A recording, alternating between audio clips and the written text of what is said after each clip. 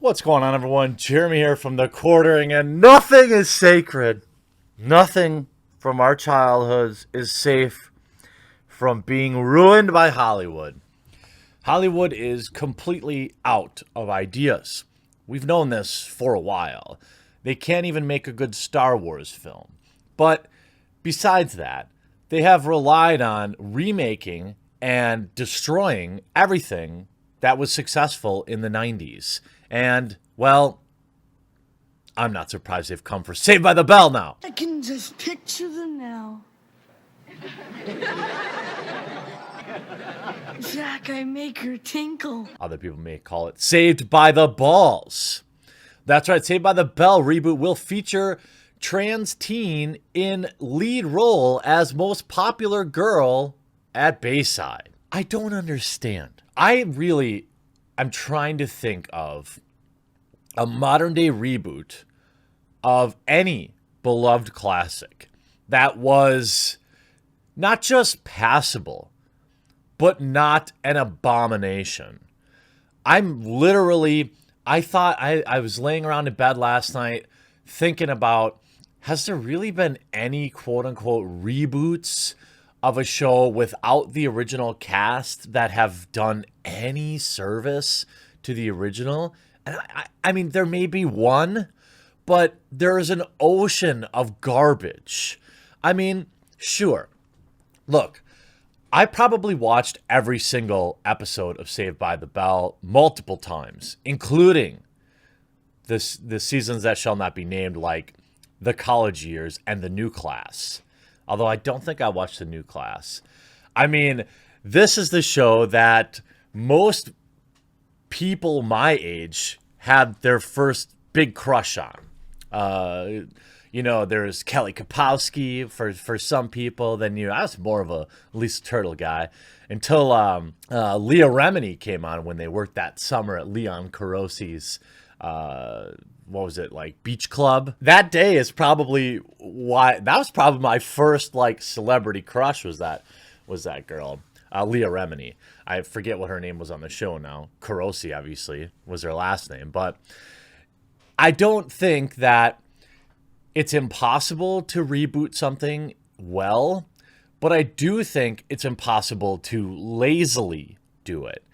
And all I can really see coming out of Hollywood when it comes to rebooting stuff is make the attractive females look like androgynous young boys. Switch the gender of popular character from male to female, or swap the race. That'll get the headlines. That'll get them talking on Twitter. Here's a beautiful creature now. But what they still can't seem to figure out is that people on Twitter are not your audience. Most of them cut the cord long ago or can't afford it. So why are you constantly pandering to them? Who asked for this show to be rebooted, first of all, after several failures? Look, The College Years was a disaster. The New Class, I don't even think lasted a season, did it? Why? I still need somebody from Hollywood to talk to me about this, because I would like to understand the math. And here's how I view the reboots, okay? If I'm going to call a show Saved by the Bell, clearly I want some of the original audience. It's the same garbage that the 2016 Ghostbusters trotted out there. Oh, we don't really care about the original source material, and we're going to do our own thing because queef jokes. But if you don't see our movie, you're a toxic male. Which means, thanks for being slime balls. Okay, you told us up front that this isn't our Ghostbusters, that you don't care about Ghostbusters, and then when we didn't see your film, it was our fault. How stupid and entitled can you be? And then you make a show like Saved by the Bell. You're going to reboot it.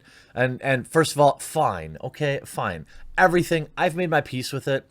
I'm going to do my little rant on the catwalk here about destroying another classic show with modern day politics, and then I'll be over it, because mainstream television is trash.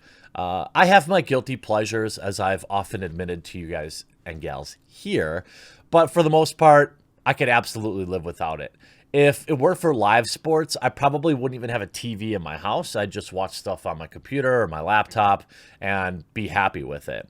But why? What original base of Saved by the Bell is your target here? I mean, I suppose some of those kids that watch Saved by the Bell grew up to be annoying do-nothing slacktivists. Is that your target? How is this supposed to appeal to a large audience? I mean, if a character in the show is trans, cool, all right? Totally cool. But that's not a marketing gimmick. That's not a reason to watch the show. And if we look at this article on the Daily Wire, it seems like they've also gone out of their way to trash previous characters. As an apparent dig against Mario Lopez, who famously had an oopsie speaking truth about something in Hollywood, the reboot will be featuring transgender teen actor in the lead role. According to the Hollywood Reporter, the trans actor Josie Toa, a biological male presenting as a woman, has been cast as the cast star alongside Mario Lopez and Elizabeth Berkley in the upcoming reboot of beloved early 90s sitcom. Toa will star as Lexi, a beautiful, sharp-tongued cheerleader and most popular girl at Bayside, who is both admired and feared by her fellow students.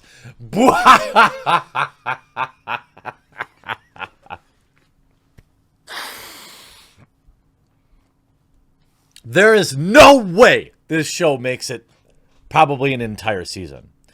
NBC's Universal's forthcoming streamer Peacock, Toa will also be credited as a producer on the show. The show will delve into other social justice themes, such as featuring a plotline in which the character Zach Morris closes, quote, he's the mayor or something like that, closes too many low-income high schools while serving as a governor of California. So you went out of your way to trash the Chad from the original show. Original stars Mario Lopez and Elizabeth Berkley will reprise their roles as AC Slater and Jesse Spano, respectively, in the single-camera comedy that explores what happens when California Governor Zach Morris, which is Mark Paul Gosselaar's role, gets into hot water for closing too many low... Who's watching this? Who's gonna watch the show? Sorry. Okay, I'll just go. Hold on. And the affected students have to be sent to the highest performing schools in the state, including Bayside High.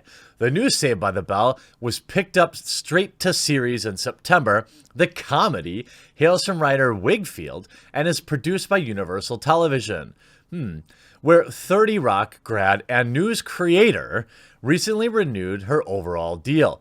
Wigfield will serve as the showrunner and executive produce alongside the original series creator Peter Engel, and Franco Barrio from Great News, Lopez and Berkley will also produce. Peter Engel's on this too? Toa came out as trans in 2018 while starring in the show Champions. In an essay for Time, Toa expressed fear that they would be rejected by their peers. A reasonable fear to have, I think, in modern day society for anybody, especially if you are trans. However, not in Hollywood. Actor Mario Lopez faced heated cancellation campaign last year when he told conservative commentator Candace Owens that it was dangerous for parents to allow children as young as 3 to choose their gender. My God, if you're 3 years old, I just think it's dangerous as a parent to make this determination then, Lopez said in the show. It's sort of alarming, and my gosh, I think about the repercussions later on. By the way, he's correct. But of course he got canceled, and when this show inevitably fails, and be sure it will, the world will be called transphobic. If you look at the Hollywood Reporter's article, the Saved by the Bell TV sequel has cast its lead. Champions breakout Josie Toa will star in the half-hour comedy from Great News creator Tracy Wigfield. The series is expected to launch this year on NBC Universal's forthcoming streamer network. Toa will also be credited as a producer on the show. The cringe is going to be unbelievable. The roles brings Toa back to NBC Universal fold after she's been on a different show. The new Saved by the Bell was picked up straight to series by September, and NBC streaming service Peacock is set to launch in April. Joining the summer 2020, Saved by the Bell is part of an ambitious slate that includes Battlestar Galactica reboot, which will be awful, I'm sure, and Mr. Robot, from Mr. Robot creator Sam Esmail, along with several other projects. Why are there no, I don't know, unique ideas? What? It's Hollywood. These things, by the way, movie revenue again fell in 2019, 2 years or 3 years in a row now, because look, nobody cares what Hollywood has to say about geopolitical issues, as we saw with Ricky Gervais.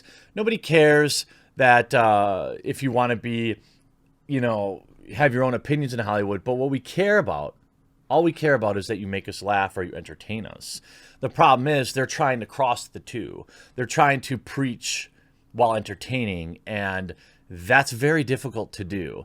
Very few shows are able to do that successfully.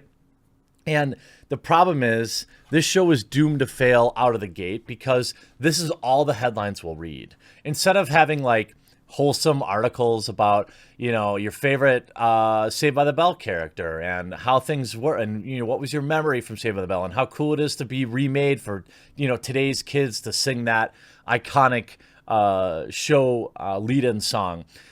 But they won't be. All the media will be about this main character's main character being trans and how they are affected and how everybody else who doesn't like the show is toxic. This is why modern day Hollywood fails, is because the only marketing arms they have are more obsessed with pushing an agenda than even they are. And it just turns fans off completely. And we stay home. And if Disney learned anything, maybe they'll start to fix it in 2020. Hope you enjoyed this video. We'll talk to you again real soon.